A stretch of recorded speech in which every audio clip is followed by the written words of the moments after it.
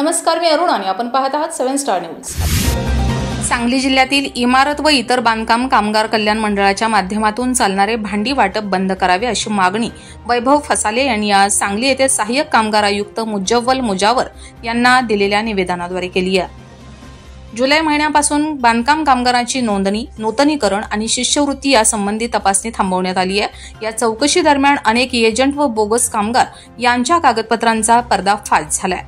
काही लोकांनी बनावट कागदपत्रे तयार करून लाभ घेतल्याचे उघड झाले असताना प्रशासनाने भांडी वाटप सुरू ठेवले, त्यामुळे पुन्हा बोगस कामगार लाभ घेण्यासाठी गर्दी करत असल्याचं चित्र निर्माण झालंय।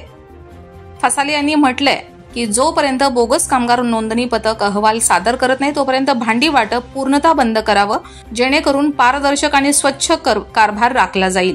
ही मागणी बांधकाम कामगारांच्या हितासाठी असून स्वच्छ प्रशासन आणि शिस्तबद्ध लाभ वितरणासाठी आवश्यक असल्याचे निवेदनात नमूद करण्यात आले।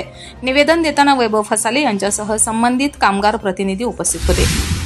वैभव फसाले, स्वराज्य आंदोलन कामगार सेना पश्चिम महाराष्ट्र अध्यक्ष, माजी शहर अध्यक्ष, इस्लामपूर कामगार मोर्चा।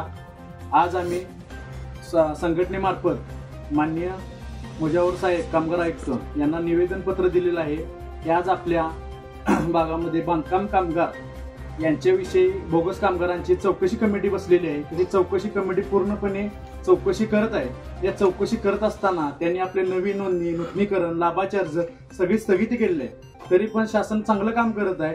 तुम्ही या सगळ्या गोष्टीचा अहवाल जो पात्र शासनाकडे सादर होत नाही तो पात्र तुम्ही जे आता भांडी वाटप चालू केलेलं आहे त्या भांडी वाटपामुळे परत आणि मोठ्या प्रमाणात बोगस बांधकाम कामगार वाढणार आहेत, ते तुम्ही लवकरात लवकर थांबवावे ही मी विनंती करतो। जय हिंद, जय महाराष्ट्र। कामगारावर योग्यरित्या कायदेशीर पद्धतीने कारवाई झालीच पाहिजे व बांधकाम कामगार जी माफी आहेत त्यांच्यावरही योग्यरित्या ही कारवाई झालीच पाहिजे।